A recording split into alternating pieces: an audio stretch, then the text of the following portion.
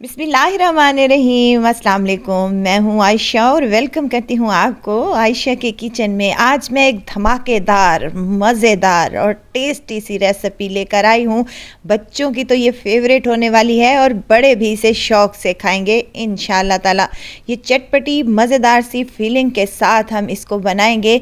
Pizza role की recipe है ये और बनाना बहुत ही आसान और मज़े की बात यह है कि हम इसे बग़ैर ओवन के तैयार करेंगे। बाज़ार से बहुत ही महंगे मिलने वाले ये पिज़्ज़ा रोल की रेसिपी आज हम आसानी के साथ अपने घर पर तैयार करेंगे। तो इसके लिए आपको करना क्या है, रेसिपी को एंड तक ज़रूर देखना है। अच्छी लगे तो लाइक शेयर ज़रूर कर दें और अपने फैमिली और फ्रेंड्स में भी ज़रूर शेयर किया करें। तो चलें इस मज़ेदार, चटपटी और टेस्टी सी रेसिपी को स्टार्ट कर लेते हैं। बिस्मिल्लाह करते हैं।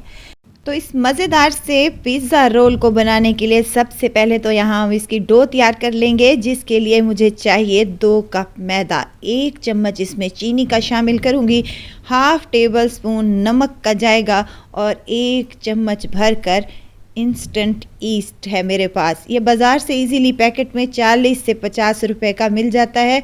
अब मैदे में तमाम चीज़ें शामिल करने के बाद हमने इसको अच्छे तरीके से मिक्स कर लेना है और उसके बाद इसमें 2 टेबलस्पून मैंने कुकिंग ऑयल का शामिल कर दिया है। अगर आपके पास घी है तो आप घी भी डाल सकते हैं, कोई इशू नहीं है। अब यहाँ पर नीम गर्म पानी के साथ हम इसकी डो तैयार करेंगे। याद रहे कि पानी ज़्यादा गर्म नहीं होना चाहिए, नीम गर्म ही होना चाहिए। इससे हमने एक सॉफ्ट सी डो तैयार कर लेनी है। डो यहाँ पर मैंने गूंद ली है। अब थोड़ा सा यहाँ पर कुकिंग ऑयल शामिल करेंगे और इसको हमने तमाम पर कोटिंग कर लेनी है। इससे ये होगा कि पापड़ी नहीं जमेगी और हमारा आटा जो है, डो जो है वो अच्छे से राइस हो जाएगी। डो को हमने 2 घंटे के लिए किसी गर्म जगह पर रख देना है या काउंटर पर छोड़ दें। जब तक डो राइस होती है तो मज़ेदार सी इसकी फिलिंग तैयार कर लेते हैं। एक बाउल में हाफ़ टेबल स्पून नमक का, हाफ़ टेबल स्पून काली मिर्च का पाउडर और हाफ़ टेबल स्पून यहाँ पर मैंने कुटी हुई लाल मिर्च और हाफ़ टी स्पून इसमें लहसुन और अदरक का पाउडर शामिल किया है। और यहाँ पर तिक्का मसाला है मेरे पास जो कि बहुत ही टेस्टी बनता है, ये डालेंगे हाफ़ टेबल स्पून। 1 चम्मच इसमें चिली सॉस, 1 चम्मच सोया सॉस और 1 चम्मच सिरका शामिल करेंगे। बस तमाम मसालों को हमने अच्छे से मिक्स कर लेना है और चिकन की मैरिनेशन करनी है। चिकन है मेरे पास यहाँ पर तकरीबन 150 ग्राम के करीब। यहाँ पर तमाम चीज़ों को हमने मिक्स कर लेना है और मिक्स करने के बाद बोनलेस चिकन शामिल कर देना है। देखें इसकी बोटियाँ थोड़ी मैंने बड़ी बड़ी सी करवाई हैं। आपने बड़ी बड़ी बोटियाँ करवा लेनी है या फिर एक ही चिकन का जो पीस होता है ना, ब्रेस्ट का, वो भी यहाँ पर यूज़ कर सकते हैं। अब तमाम चिकन को इस मिसाले में कोट कर लेना है अच्छे तरीके से। और अगर आपके पास टाइम है तो आपने इसको आधे घंटे के लिए छोड़ देना है। अगर टाइम नहीं है आपके पास तो आपने इसको ऐसे ही पका लेना है। इसमें डालूँगी 2 टेबलस्पून कुकिंग ऑयल का और मैं इसको 10 मिनट के लिए रखूँगी साइड पर। और 10 मिनट के बाद एक पैन को मैंने गरम कर लिया था और उसमें तमाम चिकन हम शामिल कर देंगे, क्योंकि इसमें तमाम चीज़ें हमने शामिल की हुई हैं। बस हमने इसकी भुनाई करनी है। इसको भून लेंगे जब तक कि इसका चिकन का कलर चेंज नहीं हो जाता। जब चिकन का कलर चेंज हो जाएगा तो हमने इसको पकाने के लिए हाफ़ कप इसमें पानी ऐड कर लेना है और कुक कर लेना है अच्छी तरीके से, ताकि ये तमाम चिकन हमारी गल जाए। वीडियो तो स्टेज पर अगर आपको ज़रा सी भी अच्छी लग रही हो तो लाइक करें, सब्सक्राइब करें और साथ में बेल आइकन के बटन को भी ज़रूर प्रेस कर दिया करें, ताकि मेरी हर नई आने वाली वीडियो आप तक पहुंचती रहे। देखें 10 मिनट के बाद माशाल्लाह से पानी अच्छे से खुश्क हो चुका है और हमारी चिकन भी गल चुकी है, क्योंकि बोनलेस चिकन जल्दी गलती है। हल्का सा मसाला इसमें अभी बाकी है तो हम इसको भी ड्राई कर लेंगे। अच्छे तरीके से खुश्क करने के बाद हमने इसको उतार लेना है और उतार लेने के बाद हमने इसको रूम टेम्परेचर पर आने देना है। जब ये बोटियाँ रूम टेम्परेचर पर आ जाएंगी तो हम इसको काउंटर पर ले आएंगे और किसी तेज़ छुरी की मदद से इस तमाम चिकन के हम स्ट्रिप्स काट लेंगे। अभी ये गरम है चिकन, जब ये ठंडी हो जाएगी तो ये इजीली कट कर तैयार हो जाएगी। यहाँ देखें तमाम चिकन के पीसेस को मैंने कट कर लिया है, श्रेड कर लिया है।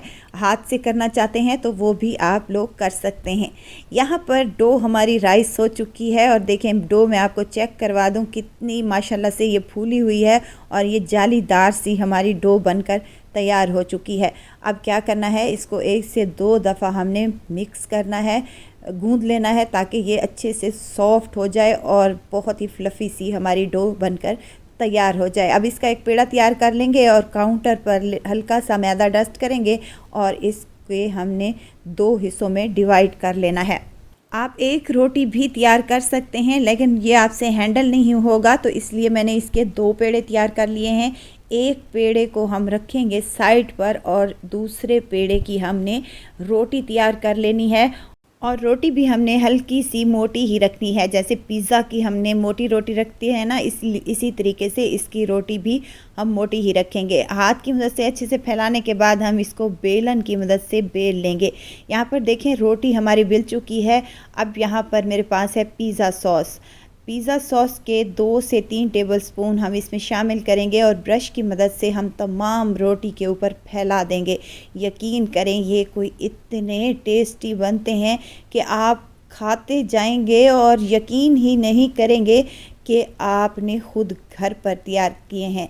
अगर आपने मेरी इस रेसिपी को फॉलो कर लिया तो आप भी अपने घरों पर ये मज़ेदार से पिज़्ज़ा रोल आप भी अपने घरों पर बना सकते हैं। यहाँ पर मैंने तमाम रोटी के ऊपर केचप फैला दी है।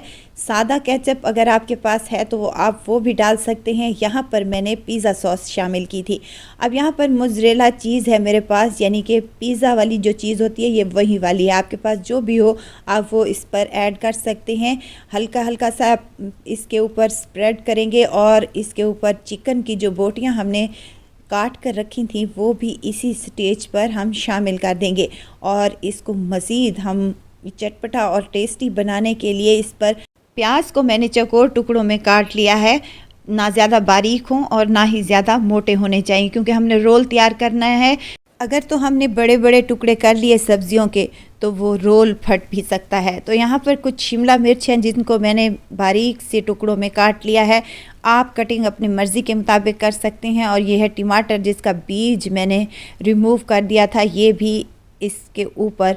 यहाँ पर आप अपनी मर्ज़ी के मुताबिक सब्ज़ियाँ और चीज़ ऐड कर सकते हैं। ज़्यादा क्वांटिटी में चीज़ ऐड ना कीजिएगा वरना वो बाहर निकल आएगी।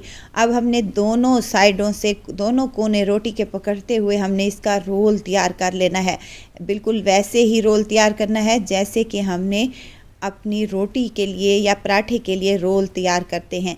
एहतियात से कीजिएगा वरना ये फट भी जाएगा। और अगर आपकी रोटी मोटी है तो ये बिल्कुल भी नहीं फटेगा। बस आपने इसको हल्का सा हाथों की मदद से इसको रोल कर लेना है ताकि तमाम चीज़ें इस रोटी पर जज्ब हो जाएं। तो यहाँ पर कटिंग स्टार्ट कर लेते हैं। तेज़ छुरी की मदद से आपने इसकी 3 इंच के फासले पर रखते हुए आपने इसकी कटिंग कर लेनी है। यहाँ पर कटिंग हमारी हो चुकी है और देखें यहाँ पर कितने टेस्टी से और मज़ेदार से अभी से ये रोल बनकर तैयार हो चुके हैं। और देखें देखने में जितने ये खूबसूरत और टेस्टी से लग रहे हैं, खाने में उससे ज़्यादा मज़ेदार और यूनिक से हैं। अब तमाम रोल को मैंने एक डिश में रख दिया है। डिश को पहले ही मैंने ऑयल से ग्रीस कर लिया था। इसके ऊपर थोड़ा सा हम मोज़रेला चीज़ डालेंगे और देखने में ये खूबसूरत लगे तो एक एक टुकड़ा हमने सब्ज़ी का भी इसके ऊपर रख देना है, जो देखने में भी खूबसूरत लगेगा और खाने में उससे ज़्यादा टेस्टी बनेगा इंशाल्लाह ताला। अगर यहाँ आपके पास ओवन है तो आप ओवन में भी बेक कर सकते हैं, लेकिन आप हर घर में ओवन नहीं होता तो यहाँ पर मैं पतीले में इसको बेक करूँगी। पतीले को पहले ही मैंने प्री हीट करने के लिए रख दिया था 10 मिनट के लिए हाई फ्लेम पर। और जब हम ये रोल अपने पतीले में रखने हैं तो उसके बाद मीडियम कर लेनी है फ्लेम को। और मीडियम फ्लेम पर आपने तकरीबन 30 से 35 मिनट के लिए इनको छोड़ देना है। और बीच में से आप चेक भी करते रहें अगर आपको ज़रूरत हो तो। लेकिन यहाँ पर मैंने इसको 30 मिनट के लिए छोड़ दिया था और बीच में से मैं 1 से 2 दफ़ा चेक किया था। और चेक करने का तरीका ये है कि आपने इसको साइड में छुरी की मदद से चेक कर लेना है कि ये अंदर से कच्चे तो नहीं है। तो यहाँ पर 30 से 35 मिनट के बाद मैंने इसको निकाल लिया था और यहाँ देखें कितने यम्मी से और मज़ेदार से लग रहे हैं। और कोई कह भी नहीं सकता कि आपने इसको घर में बग़ैर ओवन के तैयार किए हैं। बाज़ार से मिलने वाले महंगे तरीन यहाँ पर सैंडविच रोल बनकर तैयार हो चुके हैं। और अंदर से आपको दिखाऊं कि ब्रेड कितनी टेस्टी और मज़ेदार और जालीदार और फूली हुई बनी है। और सॉफ्ट तो ये इतनी कि मुंह में जाते ही घुल सी जाए। रमज़ान शरीफ में बनाएं या फिर बच्चों के लंच बॉक्स में। बेहद टेस्टी, बेहद मज़ेदार और यूनिक किस्म की ये रेसिपी आज मैं आपसे शेयर की है। आई होप कि आपको पसंद आएगी, तो अपने घरों पर ज़रूर ट्राई कीजिएगा। दुआओं में मुझे ज़रूर याद रखिएगा। खुश रहें, खुशियाँ बाँटें। इजाज़त चाहती हूँ, फिर आऊँगी इंशाल्लाह एक नई और मज़ेदार सी चटपटी रेसिपी के साथ। आयशा को दीजिए इजाज़त। अपना बहुत सारा ख्याल रखिएगा, दुआओं में मुझे याद रखिएगा। अल्लाह हाफिज़।